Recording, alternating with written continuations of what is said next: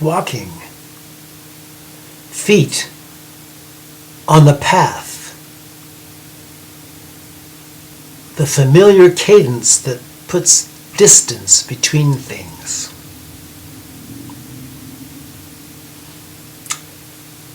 As the day moves on, the road begins to ascend, repetitiously circling the mountain like a whirlwind. The man senses his place on it by the feel of the air. Time is metered in the change of light. Even in the fog, there are shadows and shifts in color. You can measure the passage across the breast of a day by observing these things.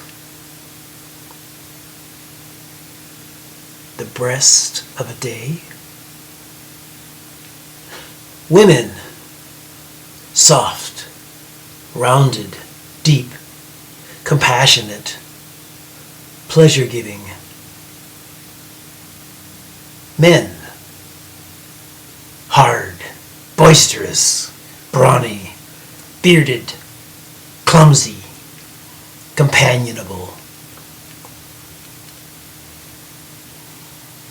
Near the top, the fog thins, the air cools, and the man's breathing becomes labored. At the top, a clearing and a clear sky, and a view into a great distance of cloud. The sun is down, the sky is darkening blue, peppered with young, fresh stars, and a thin, waxing crescent moon over the western horizon. The man sits on the granite and removes his pack. He will sleep here. He takes out some of the food. The food. Several of the packets have been opened and consumed. One of the 3 bottles is empty. He chews on the nugget, wondering what it is and who made it. He drinks some water. He stands and urinates.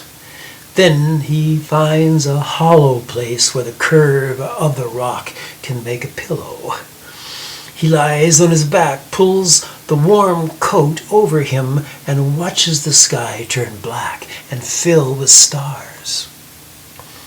Just before he sleeps, he notices one star moving, blinking, plowing through the fields of night. I wonder what that is, he says. Then he sleeps, awakened once, briefly, by the song of a single distant creature, a soaring, mournful tune that he recognizes, but he cannot remember its name.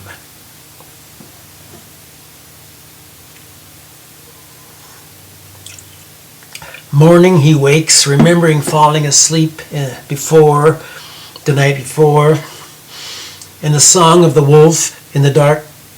The wolf. Ah, it has a name. Below him, the fog has cleared. He can see the rising sun shining on the forest, meadows, mountains, except to the west, where the horizon flattens out into a line of gray. So he looks for something reflective to give him some clues about who he is. The metal water bottle, its curvature distorts, but he learns a few things from it.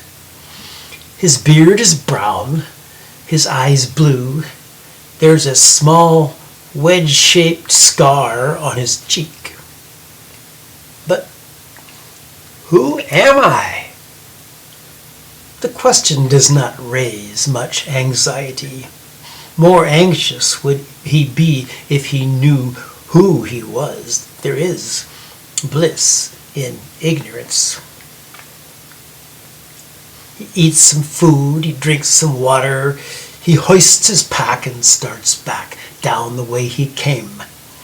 7 circles gird the mountain, and at its foot another road continues to the west.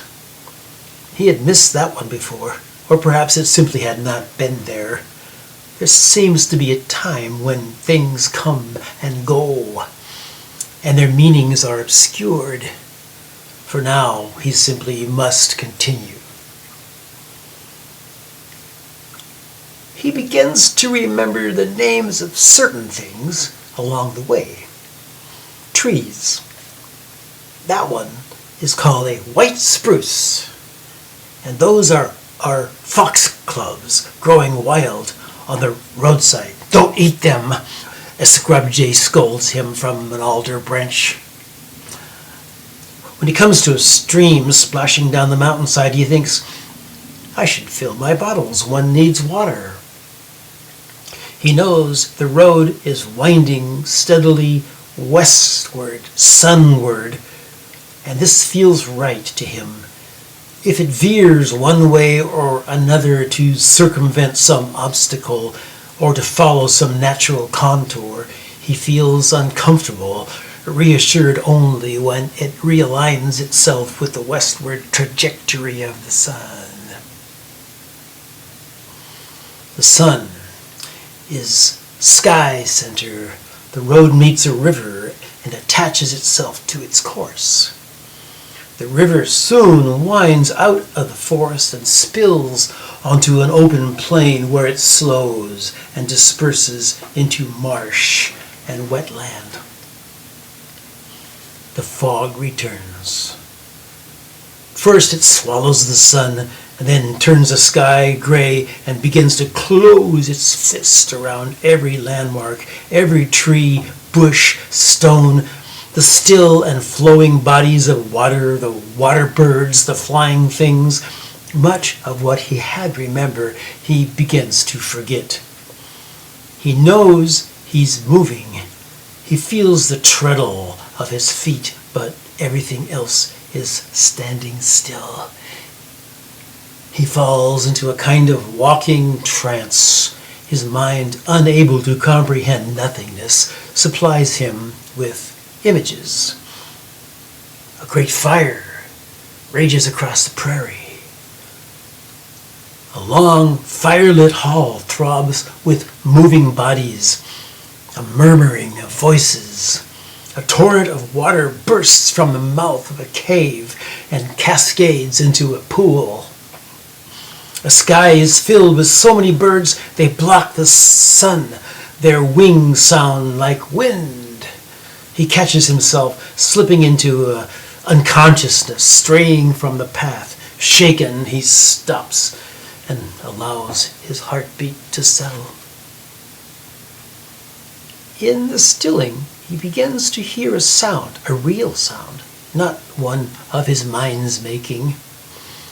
It sounds like the breath of some great creature as large as the sky. It breathes from the west in cycles longer and slower than the capacity of any human lung. It frightens him, yet it draws him. He moves toward it quickly. The road ends abruptly, like a long life ending. Clouds of white birds circle over a gray horizon, asking mournful questions. The scent of rust and sphagnum, and the taste of salt on the mist. And everywhere, the constant murmuring chant of some great voice, or a chorus of voices thundering from behind the veil of the western horizon. A bluff of fine loose sand where tufts of coarse grass tenaciously cling. He scrambles over, falling several times. Bleached, bone white, the gnarled corpses of trees mock him. Heedless, he plunges into the maze. The sand drags at his feet. Wooden fingers claw at his arms. He slams into the open and skids to a halt. dumbstruck and silenced, senseless, numbed with astonishment. A single, immense, living being made entirely out of water. It breathes and sings and dances. He cannot take it in. His knees become butter, and he melts to the sand. All the fluid drains from his mind. Empty of knowing, he waits, silently watching. From beyond the range of the eye, rolling swells move in until they can no longer contain themselves. They tumble over headlong and explode into blossoms of white light, slowly subsiding across the slick, reflecting sand. The creature draws a breath. Something rattles in its throat, a harvest of pebbles, a gathering in. But it isn't that simple. Everywhere, the in-breath and the out-breath are happening at once. Forces dancing and wrestling playfully. And out there on the horizon's edge, dark shadows, jagged rocks, grayed by fog. Beyond them, the waves are marching from the edge of the world, row upon row, crashing into the rocks, throwing spray into the air.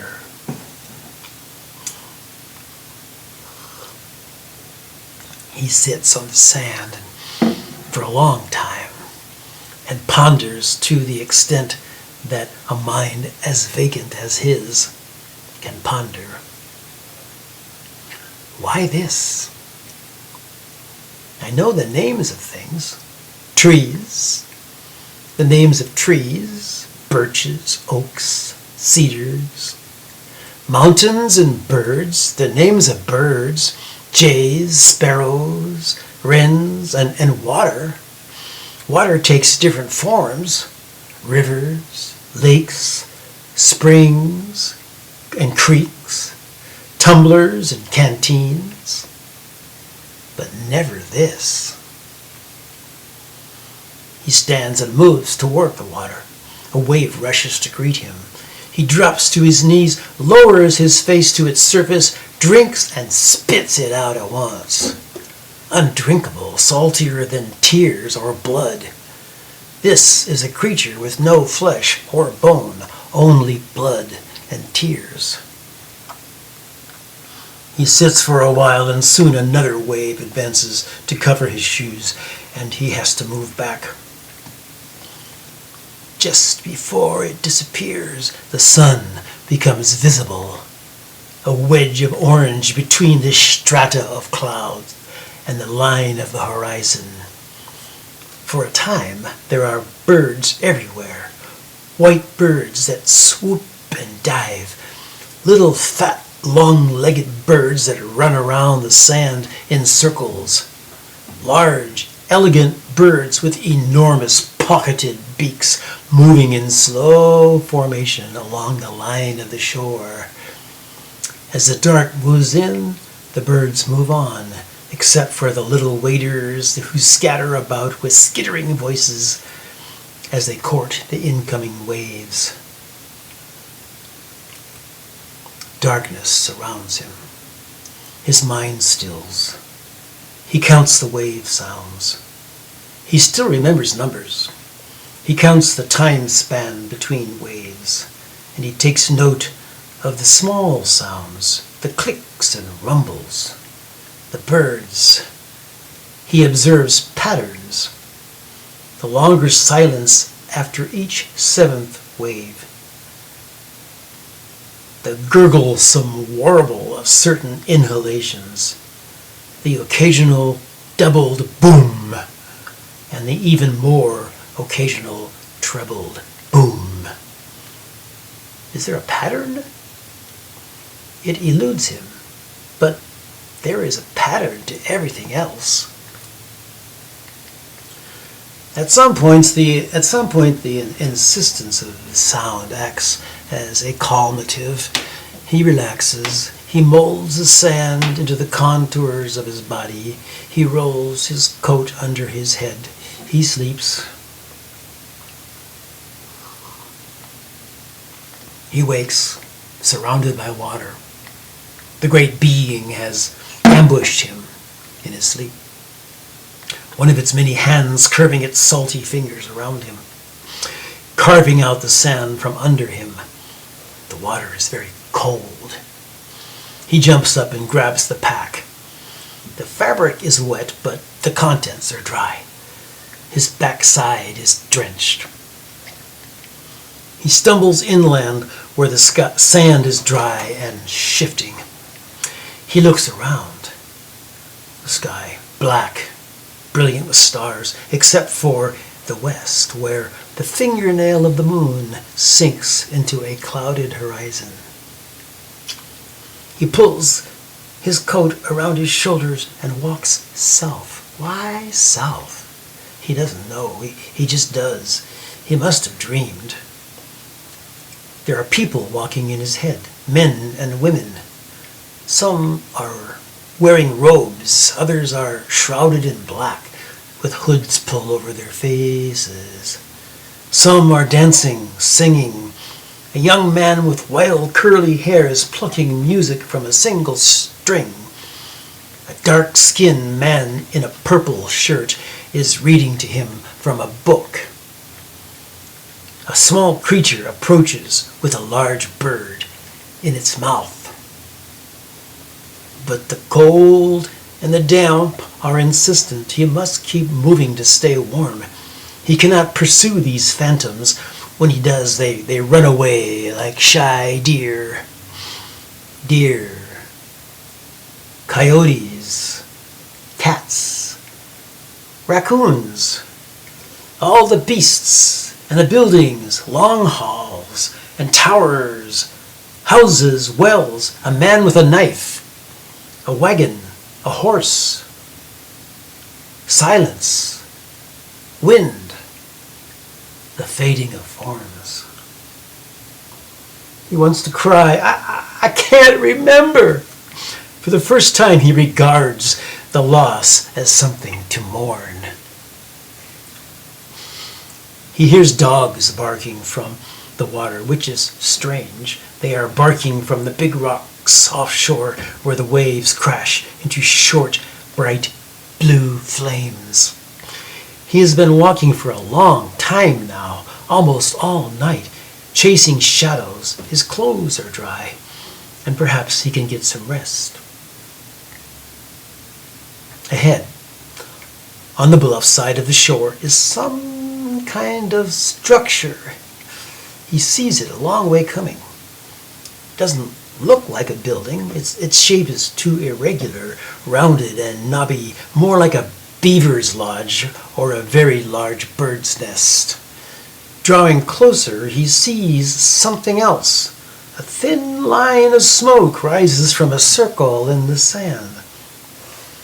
Someone else is there then, or has been recently. He slows his pace. He's not sure if he's ready to encounter another person. Encountering himself has been work enough. Closer. Making out the details, he stops. Yes, it is a house, but the walls have been hobbled together from the dry bones of trees. Water, weathered boards, tin plates, iron springs mortared with mud and leaves. One segment is embedded with a mosaic of shell and glass. A round metal wheel serves as a window. Colored stones are strung between the spokes on wires, like dewdrops on a spider's orb. The door is shingled with broken shell, and above, the shape swirls to a focal point where a purple windsock hangs from a long forked limb. Before the fire circle, a heavy log has been worn smooth and contoured to fit the shape of a human body. A corked green bottle sits in the sand at the foot of the bench. But there is no one there. The door is open. He looks inside. A tabletop. Dishes. Cups. Bottles. Jars of food. A lantern. An unmade bed. Something hangs from a peg. He cups it in his hand. On a string, a flat medallion, a face conveying two emotions. The mouth laughs. The eyes weep. He sits on the bench and watches the waves. Perhaps whoever lives here will return. He's not tired, except for his feet. It's good to be off them. But his mind is sharp, focused on the thing before him, curious about the things unseen. There's something nagging at him. Perhaps it's just hunger. There's food in the house, but he's not sure of the generosity of his host. There's food in the pack. He opens it, peers in. Something is on the bottom, under the parcels and the jars. Something that has always been there, but he's never thought about it before. He takes it by its hard, soft edge and draws it out. He drops the pack on the sand. His fingers tremble. A book. The cover is leather-bound with nothing on it. The spine is rigid. He opens it at the center and the pages flip through his hands. It's full of words, painstakingly written, tiny, elegant letters in rows as straight as the surface of a still lake. So many words. Can he read them? He's not sure. He thumbs through and picks out a word here and there. Musician. Mayor. Horn pig. Cornmeal.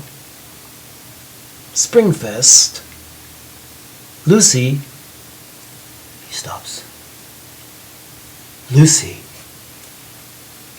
A face bursts before him. A girl. Her dancing eyes, her thin cheeks, her sleek black hair, her sprightly voice, her slender waist, her arms around him.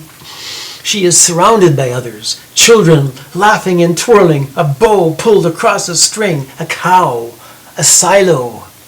But these shapes materialize out of the smoke and disappear into the air, and with them the girl disappears. Only her name and her face and the soft pressure of her body against his. Lucy, receding. Lucy. The vision drowns in the crashing of the waves. Birds drift above the water, their wings gold-tipped with sunrise. He is empty again. Only here and now. But he holds the book in his hands. He can recognize the words. He opens to the first page. He reads.